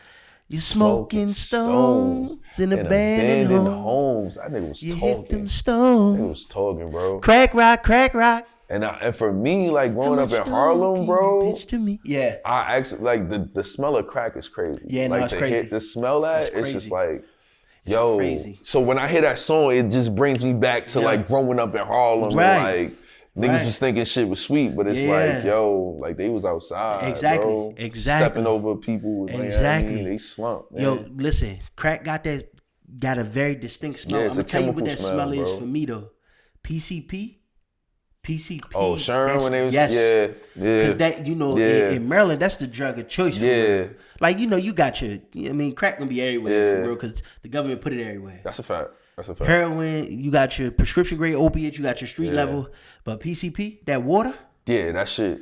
That butt naked. You know what's familiar though? You know what's familiar to that? Yeah. Like what I think is the new shit. Yeah. Like niggas smoking K2 now. Yeah, no, that's shit. crazy. That shit that's smells crazy, bro. Like, don't mess with none of the synthetics. Like don't mess like with crack, none of the man. synthetics. You'll never come back. I can't.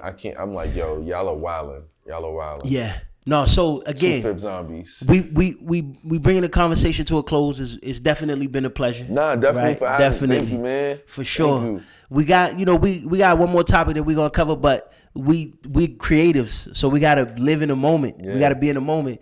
And that last conversation, we went on a roller coaster. We went everywhere. And you felt inspired, and you told me flat out like, yo, I got a poem. I got something for him. Do. Like, so we just all right. The floor is yours. The floor is yours. All right. So I had to preface this by saying like, yo, Nellz is one of the fucking artists that I truly respect. He's been on stages with legends, and he is a legend in himself. That's love. So it's like for him to do what he does, like. Sometimes, you want to write a poem and just talk your shit. Like, yeah, I want to spread a message. I want to lead people to the kingdom. I want to do all that shit. But, like, sometimes I got to just remind niggas who I am. For sure. So I was just like, yo, I got to do this for you here. I'm not at all the man I was when I first started this. You see, I went from putting all of my heart in this to no longer wanting to be a part of this. Because this game will have you looking at everybody strange, including yourself. I mean, I like to think I'm a decent human being myself, but when you deal with folks who take and then fault you for your generosity, they get to playing mind games like luminosity, and all you trying to do is hand out positive energy. I got a son now, everybody want to be kidding me. Mentally, somewhere between ancient history and who these niggas pretend to be, yo, it's madness. All these hat tricks is what make me so magic. How Hat gave out mad tips and these niggas still won't even tip they hat to Hattress, never mind that. Now it's back to the grinding. Now it's back to minding minds and minds until I get a dime. And back to the poetry that all started in Harlem. So every word I blew magic. There's not a stain on this jacket. If it was, then I'd be Frank Luke with drugs out here blotching this alpaca. Oh yeah, I wanna run with this. Coolophobia the way I used to run from it. That's the Fair Clowns, by the way. And it seems to be a lot of them around these days. See, I had a plan. Then I prayed to God to help me write these hymns, and then I saw it to fruition. This was foresight. I was building as I go like it's Fortnite. I was up all night trying to get my thoughts right. Wrote 100 poems in my sleep because Biggie told me it was all just a dream. So I'm jotting lines, changing realities within me and every scheme. Like, yo, if I can't change the world, then at least my self-esteem won't let the world change me. But shout out to the ones who be like, yo, you lying, king? Well, of course, I can't hide this pride. And I roll my truth with all my might. Red blood, clay, dashiki, a stoop pasha. Fuck y'all thought I was more Rafiki than Mufasa? Why these other niggas give me that Italian Carmine's plate feel, imposters, right? Andre 3 Stacks, my favorite rapper. They said we all crabs in a bucket, but me, I'm more lobster. And I learned to love the life of an outcast per se. and I still got mob ties with my compadres who way more big boy than Andre, but will gladly leave you gone for less than 3K. That's a scheme, by the way. So what I'm saying is, what them niggas do with words is just a mere fraction of my fashion, but I let them wear it out. How could they forget? I'm big bro. It's only right that I hand me down. Poem. I just had to talk that. You was talking about the Deion Sanders shit. It's like you gotta talk your shit sometimes. Fire. You feel me? Fire. I appreciate that, man. Fire. What we talk about. So this is what I'm saying. Like, that's why for us to go back as far as we go, iron always sharpen iron. Facts. But to see the artist that you've grown into, you know what I mean? Because like compared to me, you got it in timing. You started way after me. I wrote my first poem at 5. Yeah. You know what I mean? At 5 years old. Yeah. So I've been ingratiated in poetry and artistic expression since then. This is something that you've developed a love for over the last decade. So to even hear where you are is crazy. You are phenomenal. The wordplay was crazy. Nah, I appreciate that, bro. The hat trick joke was crazy and tipped my hat to hat. Yo, I wrote that in a real dark place, bro. It was like, yo, I hate all these niggas, man. No, that joint was crazy. That joint was crazy. Nah, salute. Keep doing your thing. Of course. We need that. So we gonna finish up. For those of you who may not know, it's a young lady who's affiliated with a conservative, right, a conservative media outlet, and she do street interviews. Mm-hmm. She appears to be a lighter skinned woman of color. I don't know if she black. I don't know her ethnic makeup, but I'm just giving you the visual description. She's definitely a Republican. Yeah, I know that. And she do street interviews, and she came across this young lady, and the conversation started about Planned Parenthood, and asking her, do she support Planned Parenthood and all of that. And from that conversation, the conversation got heated. Mm-hmm. The shorty definitely hit her with the ones and twos, boxed her ass up, left her bloody from deep too. Like she didn't even step in; she was here with it. Yeah, like quick Jones. It's like shit. And it created polarization online because that's the age that we live in. Yeah. Something happens, you take this position, I take that position, we're at odds. And so this one was no different. The reason why I want to talk about it always is because I be on social media and I see the discourse that it created on social media. And I myself had several conversations with people about this particular video. Mm-hmm. And for me, although as somebody that leads with humility in my personal life, right? And how I walk, and somebody that truly believes in the love of my people, I'm not going to encourage us to solve our discourse with hands. Yeah. But I'm still from the streets. I'm still from an area where young men who don't know how to verbally articulate themselves resort to throwing hands or other means of expression. I say that to say this. The interviewer, although she was a victim of the physical assault, she incited it. That's not for me to say that she deserved it. She deserved it. She knew exactly what she was doing. I'm gonna just say she deserved it. Fair enough. I feel like there's a level of what the kids call it rage baiting. Yeah, definitely. It was definitely rage baiting. That journalist purposely misconstrued that young lady's point, and then when you add cameras to it, when you add a public forum to it, when you add you on 125th in Harlem, you in Harlem Shordi, like you gotta respect you in Harlem Shordi. You know what I'm saying? Like, so it's those like, little curls in your hair ain't save you. Yo, I'm gonna keep it a stack. You lucky that's all you got. Bing bop boom bop boom bop bass. It's like the type of shit you want. I wouldn't. Yo, you know what's so crazy? The camera angle after she got hit, it was like ooh. And then apparently they say like that's her husband or boyfriend or whatever behind the camera. He ain't save her. He can't save. Sucker can't save you. Sucker. No, he a sucker because I'm gonna keep it 100. If it was my shorty, if nothing else, I'm gonna protect my shorty. Nah, that shit happened so fast, bro. Even still. Did you see how fast that happened, bro? Yeah, but you gonna see how, and then you gonna see how fast I move, bro. I ain't saying again that's a woman, so I ain't gonna say I'm gonna box her up back. But it's like, yo, what you doing? Right. Type shit. He did the little joke. He sounded like a, you know what I mean? Like he sounded soft. with the and T. Shorty walked off clean with no consequence, no nothing. Now, obviously, you know they locked her up, charged her with battery and all that. I'm talking about in that moment. Yeah, in that moment. She just after the fact, bro. Yeah, after the fact. But this is my take on it. This is my position. Shorty was rage baiting 100%. Yeah. But this is why I say we got a problem with the present generation. And I always say you could tell that people ain't been punched in their face before. Facts. Because if you ever been punched in your face before, then you know at any given time, anybody is capable of a certain level of threat. Yes. So you're going to conduct yourself accordingly. Yes. That adds to the respect, right? So it's like at the end of the day, if you know based off of words, things can get violent, you're going to watch what the fuck you say. You're going to watch what you say.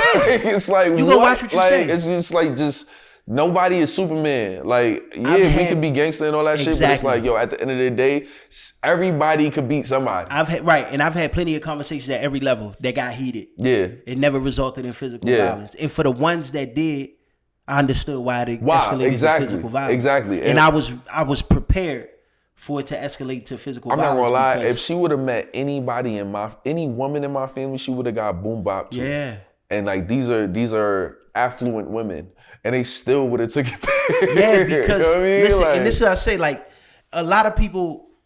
I had a conversation on Twitter with somebody about it, and it was discourse because they was basically saying Shorty was intellectually superior. And she exhibited that. I'm gonna tell you the discourse. This is the school of thought. This is how people generally received it. Shorty was she was intellectually superior in this conversation, and that frustrated the other girl. And when she couldn't match her intellectually, she decided to physically assault her. No, it was the gaslighting. But what I was sharing with people. I was like, yo, that's an oversimplification. Yeah. Because the reality is, she was well studied on a specific topic, and that's the angle of the street interview. So you are already positioned as somebody that's knowledgeable on a given topic, talking to people who more likely than not are not knowledgeable at the level that you are. But you know, here's the kicker. The kicker is we don't even know if she was well studied on that topic. Well, I watched the interview. Yeah, she was studied enough to be able to position to have an air of condescension. Right. So, she was being condescending. That's all it was. Yeah, she was being condescending. She wasn't saying facts. She wasn't saying nothing. She was positioning herself. It was a straw man theory. She was positioning herself and saying something that young lady didn't say. Absolutely. Right? And that's what I kept. They was like, yo, she said on camera she was okay with killing foster kids. That's not what she said. And that's what I said. I'm like, yo, y'all gotta be a little bit more. Y'all gotta have a higher level of awareness than that. This is the narrative, and this is what I try to explain to people about how I interpreted what transpired. The question was about Planned Parenthood, its effectiveness, its history. For those of us that know, we know the history of Planned Parenthood. It is, and this is just the truth of the matter. Mm-hmm. It's rooted in eugenics and anti-blackness, in white supremacist ideology. Yeah. That's what it's rooted in. We know that. So when you talk about foundationally why it was created, we know that. Correct. That everybody doesn't exactly know that, right? So present day, you have a climate where women utilize some of the services of Planned Parenthood, like abortions, to be able to make those types of decisions. Now, having known people that have gotten abortions, I have a pretty real world understanding of how difficult that decision is. It is. It's a mental, physical, emotional decision. Correct. Yeah. I understand my purview as well. So I know what I'm qualified to talk about exactly. and what I'm not. Exactly. These is one of the conversations that I generally sit out and allow women to have the discourse because they are more directly impacted by the outcomes. That being said, in this conversation, she pivoted to say the one response that I wanted people to focus on from the girl that punched her. She was saying, "You can," and I'm paraphrasing. Watch the video for yourself so you can see. She was basically saying, "You can create the statistics that you want because you're asking questions that basically leading into the point that you want." Correct, that you want to make. But let's look at foster care. Because she was saying, why not give them up for foster care? She said, well, what's the statistics of children that is put into foster care that get abused sexually, physically, verbally, that doesn't mean they're going to have a better life just because they're alive. She dismissed that whole point and continued to gaslight her. Yeah. When she said, she asked the question, well, are you suggesting that we kill kids in foster care? She said, yeah. And the girl immediately interrupted her while she was saying, to piggyback on that, if you're going to respond how you respond about the narrative about the abuse that take place in, then what's the difference in you killing them? She was creating juxtaposition. She was creating contrast. No person in their right mind is going to literally say, yeah, kill kids in foster care. It doesn't even make sense. So the fact that people, again, they grasped the low-hanging fruit. They saw that, they took it out of context, and they ran with it. I expect people to do that. But that's why when I had the discourse with people that I had, I took the conversation deeper. And I said, although I don't condone the violence, I understand why Shorty did it, and more people need to get punched in their face. That ass would be a better place. And it was a lot of people on social media was mad at that narrative. I still stand on that. More people need to be punched in their face. They don't go outside. Yeah, so more people need to be punched in their face. Stop putting mics in people's face on the street unless you prepared for everything that comes with that, right, wrong, good, bad, or indifferent. I also take it to another point. I feel like, tonality and articulation doesn't equate to intelligence. Correct. So I think the world Some people just talk good. Right? And I think the world saw these interactions and judged both parties. Correct. Right? But if you listen to the conversation, you would see that Shorty was a bitch. I'm sorry. Correct. Like I'm just keeping it stacked. Like I would never want to have a conversation with someone that's moving like that, right? No, you just got to take her out her element. Put her in an uncomfortable environment, and her tone and everything that you're talking about is going to change. Which is why she got beaten by exactly. Because she thought that camera stuff was going to protect her. It was crazy. It was going to save her, and it didn't. And she got the boom, bop, and bing, bop, to boom, think bop, that bang. Shorty wasn't holding her own correct in that conversation. Shorty stood on business. Yeah. Salute to Shorty. Yeah, shout out to her. She got the bail money. She was raising money. Shorty got the Shorty that got punched. Yeah. She got her GoFundMe taken down because she was raising money for her legal defense. Yeah. And Shorty got her GoFundMe taken down because, it violated their terms and conditions. She a hater. But now she pivoted to other sites trying to raise money as well. She's a hater. Of course. Listen. And at the end of the day, and why you came to Harlem? You obviously not even from there. And you and then you rage baiting. That's what I'm saying. You're a tool. What's happening? And now you going on all the Republican platforms. I saw you on Fox. I saw you on all that shit. So absolutely. It's like this was a method for you to go viral, for that you could get a fan base, so that you could speak your shit. And it's like, like that's corny. That's corny. Like, do better. If you feel how you feel about politics, my mother always told me, like, you don't talk about politics or religions with people, like, because it could get crazy. Yeah. You know what I'm saying? Yeah. So unless you're willing to go there, right? Like, you gonna get punched in your shit. For sure. And if you're not willing to get punched in your shit, just watch your mouth. Just watch your mouth. It's just that simple. Right? Because Shorty checked her a few times, like, I feel like, you know what I mean? Yep. Like, she was like, I feel like you're, you know what I mean? She's like, no. Playing on my head top right now, right? But I'm not playing with you. She's like, I feel like it's crazy that you just want to kill. Yeah. Hold that. Definitely. Shorty was very efficient with the overhand. Yo, shout out to Harlem. Shout out to Harlem. Right. I ain't never experienced nothing like that in Harlem. I've been there a long time. You play a stupid game, you win a stupid prize. I seen it though. It should get real out there. You know so what I mean? I don't have any sympathy for Shorty, because I always talk about just on a spiritual level. And even, every action has an equal and opposite reaction. Is one of the laws of physics. That's a fact. You cannot do something regardless of what it is and not expect a reaction. Everything I do, I know that there could be potential reaction to it. Yeah. So I'm always on point because the unpredictability of people and circumstances or whatever. But I also lead with love. I also lead with kindness. I also lead with understanding. I don't antagonize people for the sake of being antagonistic to get clicks and likes and shit like that. Like, that's corny. When you move it with that energy, then you got to accept everything that come with that. And Shorty put them paws on you. So next time, learn how to duck, bob, and weave. I'm about to say, get in the gym, find a trainer. Go ahead, you'll be all right. For sure. And it wasn't even that bad. You just had glasses on. It was too crazy. Yeah, it was quick. It was like you know how the tap get off me. Like exactly. That's all that was. And it was the lead with the overhand. Yeah, like here, take that real quick, and I'm out. Classic one too. You know what I mean? Shorty been into a few squabbles. Salute to Shorty, yo. Shorty been in a few squabbles. You could tell.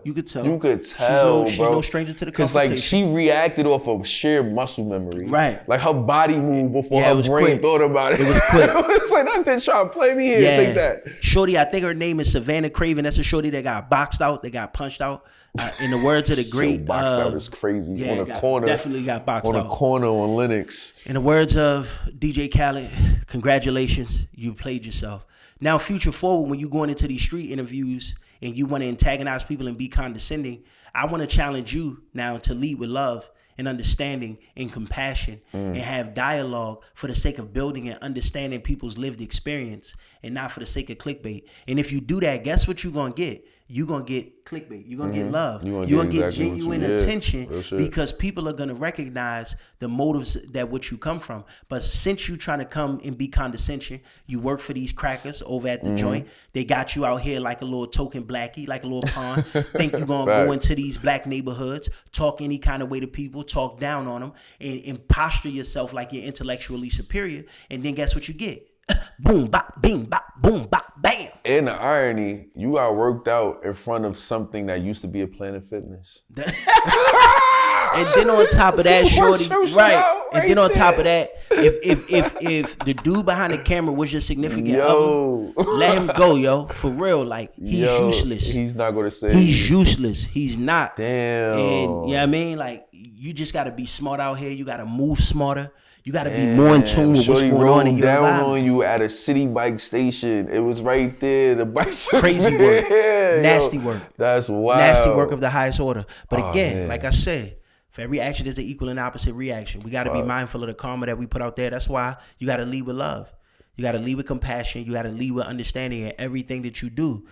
That's what I lead with, and that's what I get back. I don't have those problems. You know the sad part though? Yeah, she's not gonna learn from that interaction. She not, because now listen. The fanfare is a high. Yeah. The media attention is a high, and it's a dopamine hit. Yeah, so she's gonna be more emboldened to do. Oh, she's a slave to the algorithm now. Yeah, so she's gonna be chasing that same high again. I hate that. She be alright. She tough, right?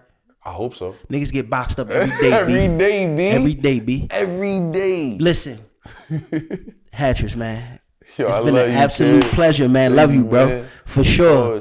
Listen, this is the world according to K. Nellz. Before we sign out, I want you to just tell everybody how they can tap in with you.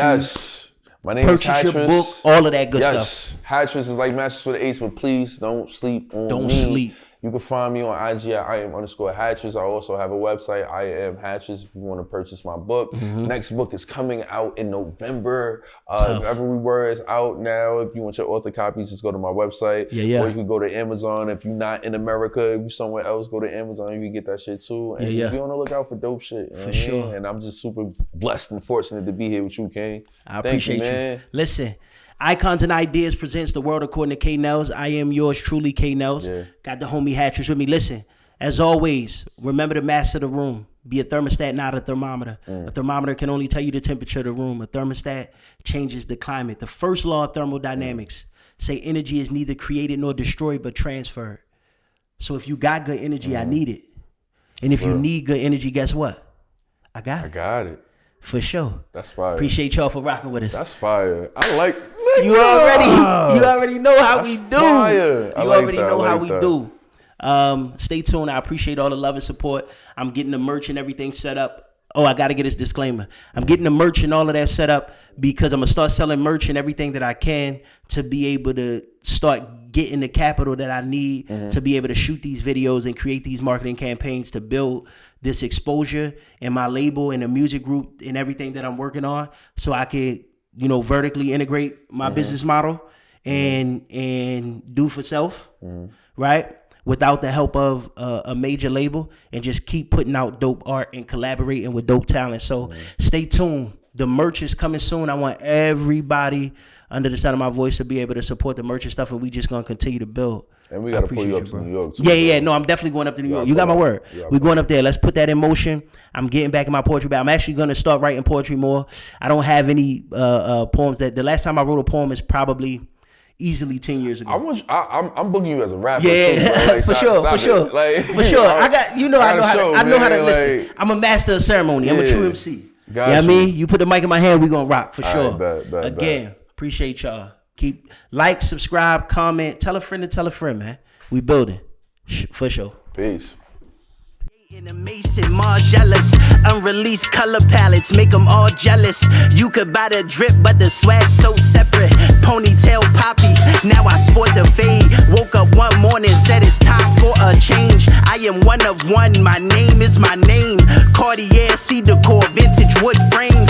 Everything clear when you living in the air. In the pilot on call, press a button and you there. Or your car got a roof, press a button, disappear. On the coupe, like poof, everything I do is rare, but I swear, if you could walk a mile in my shoes, you would stop it. If you could pull the bitches that I pull, you be solid. Manifesting everything I am, I'm a prophet. And when it comes to that bottom line, I want profit. I say get down when I say you